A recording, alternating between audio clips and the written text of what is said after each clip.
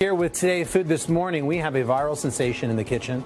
We're talking about the cookie, ladies and gentlemen, that has literally taken over Instagram. Hundreds of enthusiasts are sharing their own versions of the wildly popular salted butter and chocolate chunk shortbread cookie. Allison Roman is the mastermind behind it, and you can get that recipe in her new cookbook, Dining In. All her own original recipes, too, by the way. And the cookie, no knock on you, Allison, has really become the celebrity. This thing, look at the New York Times, Eater, Bon Appetit, they summed it up nicely with the headline, everyone is making these chocolate chunk shortbread cookies, so you probably should too. What an endorsement that is. Hello. Yeah, my wife made these too for myself and Savannah and some of our coworkers here. We were all like, this is amazing. And you wrote in the book, you're like, something to the effect of, the world has so many chocolate chip cookies, why would we do another one? And yet here you went and did it and knocked it out of the park. Why would I ever make another chocolate chip cookie was sort of the thought. What were you thinking or drinking? I just, drinking a lot, but I didn't want to enter the race of competing for the best chocolate chip cookie. I wanted to create something entirely different. So this is a shortbread cookie with chocolate in it. It kind of reminds you of a chocolate chip cookie, but it's also a shortbread. And, you know, people like their chocolate chip cookies chewy, sweet, crunchy, whatever. So I didn't even want to play the game. I made something new entirely. Where do we start for people watching who want to make this thing today? What are the ingredients? So, typical stuff? Pretty typical stuff. Stuff you'll find in any chocolate chip or shortbread cookies. We have salted butter, which is sort of unique here. Why salted versus unsalted? It's got a depth of flavor that regular butter just doesn't have. Okay. It's got a little funkiness. It's got a little, I don't know, it's richer in flavor. What's the benefit of unsalted butter? Just the less salt? You control the amount of salt. So even when baking with unsalted, you're going to add salt later. You don't add salt later here in the dough. We just finish it with a little flaky salt. Got it. So butter, brown sugar, regular granulated sugar, flour, and vanilla extract go into the cookie. Afterwards, we brush it with some egg and a little bit more sugar and salt. Okay. That's it. Why does the butter look all cubed up like that? Do you recommend that? Is that your thing? I do, yeah. I like to start with the colder butter. I find that it creams a lot better, especially if you're using a stand mixer. This is a recipe that you should have an electric mixer for. People have done it by hand. To varying degrees of success, but I think for the best You're telling me if I took just a big thing of soft butter and threw it in there, that the end result will be different than maybe cold butter that was cubed? Yeah, it'll just happen a little bit faster. Wow, cool. So I'm going to add the light brown sugar. Okay. And a lot of people have said, oh, there's 3 types of sugar in this cookie recipe. That's why it's Are they all necessary? The answer is yes. If you'll notice in any classic chocolate chip cookie recipe, there's always at least 2. Right. I like to add vanilla? 3 because, little vanilla. Because it's yours to make it different. Exactly. What about the chocolate? Is there variation of chocolate, or you do milk, you do dark? So I love a dark bittersweet chocolate. This is probably at least 70%. You can, anywhere from 62 to 72% is a good place to start. Can I see that? You can. Thank you. Yeah. And, kind of a rule of thumb, if you don't want to eat it like a bar, you don't want to be baking with it. So That's do you very approve? good. Yes. Okay, good. Excellent. So this butter and sugar has been creaming already for a bit, and you'll see it's super, super light and fluffy compared to where this is now. Okay. So it's really pale, it's really creamy. Yeah, it looks to me. Yeah, it looks nice. It looks like she frosting looks ready. almost. Yeah, we'll scrape down the sides of the bowl just to make sure everything's All right, I got 1 minute left. incorporated. Cool. That is not a lot of time. Gonna add the flour. Yep. And then you mix kind of get that just going to blend. as well. Yeah. Now here's the important part. When it's done and you put it in the cellophane, you're going to put it in some sort of a mold. And what? Put it in the freezer? You're just going to use your hands. So actually, I'm going to have you do that. Why don't you kind of make that into a log? And it doesn't have to be perfect. Hey guys. Whoa, hey now. we couldn't wait. I mean, we could not wait. But for people at home who are following along, so then what? Do this and then just go in the fridge? Yeah. So how long? Overnight? At least 2 hours. It does need to chill quite a bit. And then it comes out like this. And then it comes like that. We're really moving things along here. Yeah. Sorry to keep guys waiting. My goodness. So, and then we're going to brush the edges with egg wash. I've done this with my hands. You can do it with a pastry brush. Literally no wrong way to do it. And you're not going to roll it in that sugar, are you? I am. That is amazing. You know that I am. Yeah, the real test is, how's the cookie dough taste? It tastes, wow. Well, you know what? You'll be happy to know there's no egg in there. That's so it's great. Totally safe that wouldn't to have stopped me anyway. Well, true. We're going delicious. to cut that. Yeah. So, and then these, depending on how big your log is, I like to cut them anywhere from a ½ inch to a quarter inch thick. And do they rise much or not too much? They don't. There's no leavening in this. Okay. So, and then from there, Lay them a little sea salt before you cook them too? Yeah. So that bakes in? And then, so there's like crunchy on the outside from the sugar, crunchy on the top Are you from the sick salt. of it? You don't even want another one. You're so I've already had like 8 this morning. So. Allison, thank you. Of course, you can find this recipe at today.com/food. And to learn more about Allison's cookbook, head to today.com/shop. We are back this morning with Today Food and welcoming bread baking phenom Brian Ford. Brian is the genius behind the best-selling book New World Sourdough and founder of the wildly popular blog artisanbrian.com. Making me hungry already, and this morning he's going to show us how to whip up some delicious baked treats just in time for Christmas. Merry Christmas to you, Brian. Thanks so much for being here. Set the scene for us. Merry Christmas. Merry Christmas. How much a part of your holiday tradition is baking? How important is that to you and your family? Listen, baking and eating in general and just being together is so important for our family. There they go right there. I see them. Yo, we're always making tortillas, tamales. You know, it's always part of our tradition for sure. So let's start cooking if we can this morning. Do some bacon as it were. Okay, we'll start with the choco pan de coco. Yeah, we're making some choco pan de coco. Okay, that's how you already know. I was trying to give it a little Parisian flavor, but walk us through. Is this something anybody can do, and how do you do it? Yeah, absolutely. Get your sourdough starter, guys. You mix, your flour, your cocoa powder, your chocolate in a bowl. You let it ferment overnight, and you get this beautiful dough. It's absolutely delicious. Then you just divide it in 6 pieces. You get a little loaf tin here. You're going to bake your bread in a loaf tin. So we get it divided into 6 pieces. It's very simple. Have some coconut flakes, shredded coconut, some more chocolate. We'll just put our pieces here into the loaf pan. You don't even have to roll it up into balls. You just put it in like that. So and the reason we do that is for that pull-apart effect. All right, so we just kind of shove it in there like that. All right, and then we top it with our coconut flakes, and those get nice and toasty when they're in the oven, all right? Hey, Brian, you talked about the starter. Can you explain what is the starter? I think we have some in my refrigerator, and I don't know what it is. Absolutely.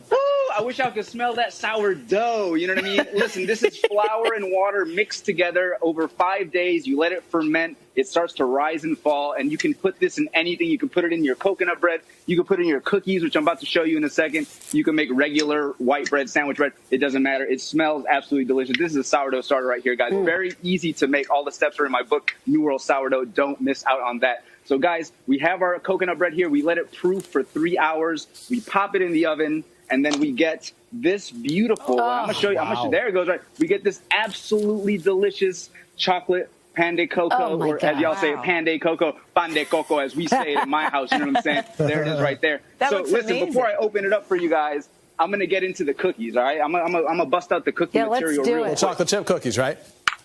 Absolutely. Sourdough chocolate chip cookies, guys. The first step here, I ain't going to show y'all how to cream butter and sugar. Y'all know how to do that. So I got creamed butter, sugar, eggs, vanilla. This is the most important part, our liquid gold, our sourdough starter. Discard, it goes right into the mix. So just 5 days for that? Just 5 days you let the starter sit? 5 days. Just 5 days. If you feed flour and water together in equal quantities and you let it rise and fall over 5 days, as long as your house isn't too cold, get it nice and warm around 70, 75 degrees, and you're going to get a sourdough starter that's ready to make anything rise, including these delicious sourdough chocolate chip cookies.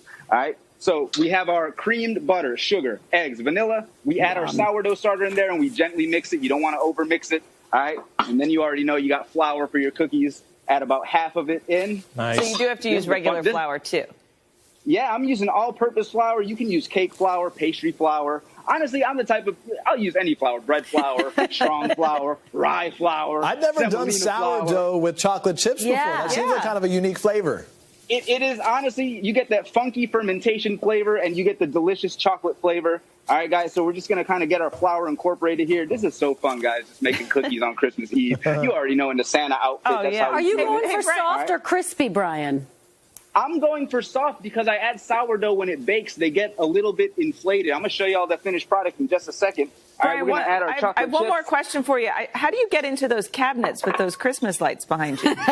Now, let me tell you a secret, guys. I don't cook. I just order takeout, so I don't need to get into cabinets. I cook dessert. All right? So really quickly, guys, after our cookie dough is mixed, let's see it before we say bye. Let's see the cookies. No, we ain't saying bye yet, huh? We ain't even saying bye yet. How you can see the cookies, man? Those look amazing. There they go right there, guys. Can you have those shipped to 30 Rock?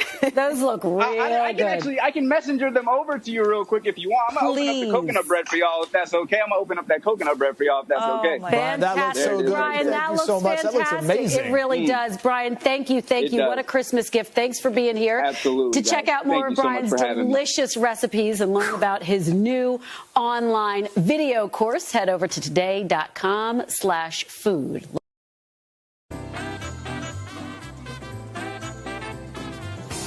This mandel bread recipe comes from my mom's side of the family. This cookie's a cross between a biscotti and a shortbread of sorts. It's only baked once, so it stays nice and tender, and it's super delicious. The first thing I need to do is to chop up some walnuts. You can do this in a mini processor or even by hand, but growing up as a kid, we always had one of these hand crank contraptions. Almonds are traditional in mandel bread, but this is how we always made it, and I really love the flavor. So 1 cup, I think I'm gonna have to do this in a couple of batches. And you just fill the top half, and then just crank away. And it comes with a lid, but that's no fun. You can't see what you're doing then. I like when it gets close to being finished and you can kind of just see the mechanism.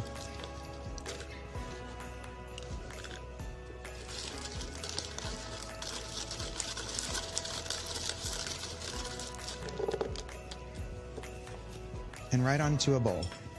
Now for the rest of the dry ingredients. 2 cups of all-purpose flour.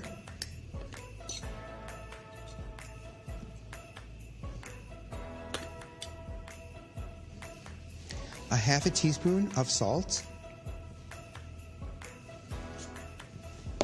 And 1 teaspoon of baking powder. Right on in. Then just mix it to combine. Make sure those walnut pieces are evenly distributed. And that's the dry ingredients. Now for the wet ingredients. 2 large eggs right into a stand mixer.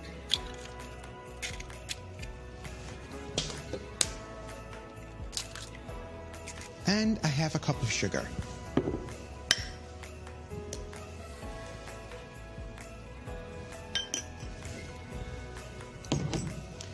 And with the paddle attachment, we just want to cream this until it starts to lighten in color.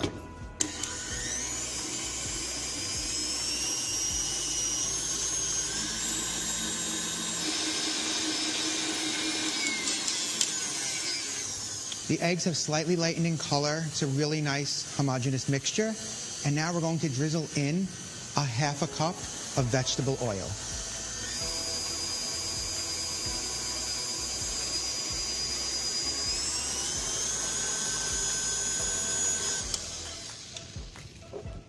Last but not least, some vanilla, 1 teaspoon. Always really good vanilla, like Ina says.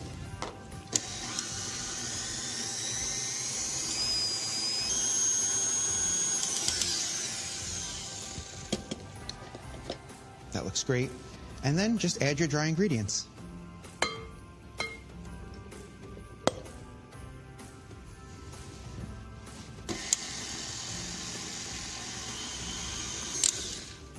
That's it.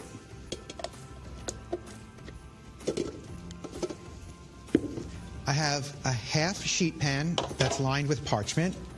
And now we're going to shape our cookies. We're going to create 2 logs that are about 2 by 10 inches long.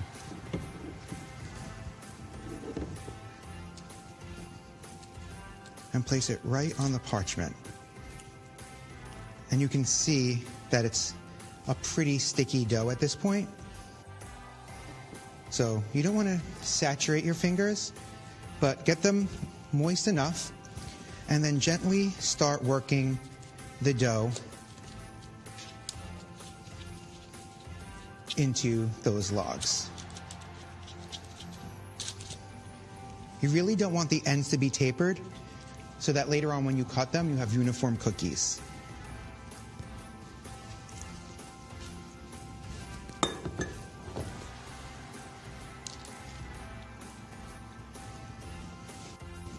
The logs will spread a little bit in the oven, so leave space between the sheet pan and between each log.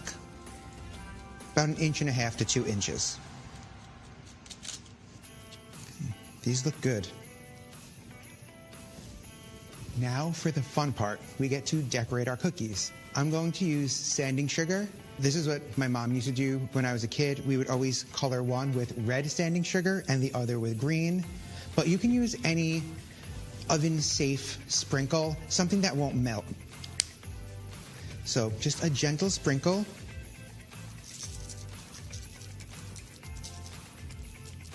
And I go a bit heavy-handed because these cookies will spread a little bit, and you want to make sure that they have some sprinkles in every bite.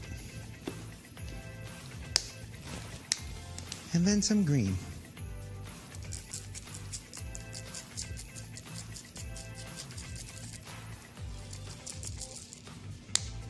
That's it. So these are ready to go into the oven. Going to bake them at 350 degrees for about 20 to 25 minutes until the edges are lightly golden brown and the cookies are set.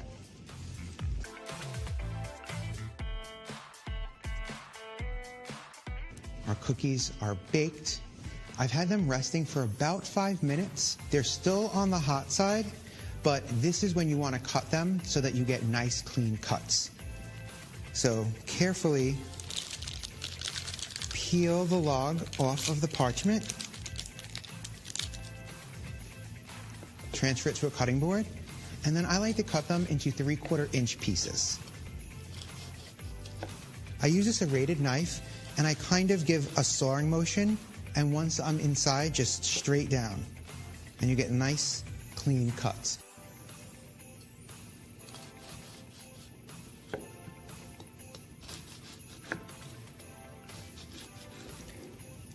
At this point, transfer them to a cooling rack to cool completely. And I'll do the same with my green log.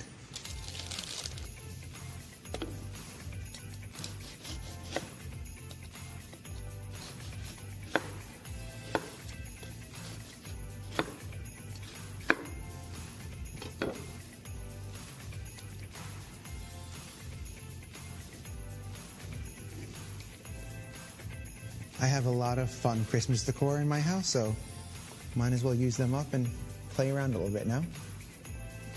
Once cooled, you can store these cookies in an airtight container for up to 2 weeks, but they never last that long in my house. Just like Grandma used to make.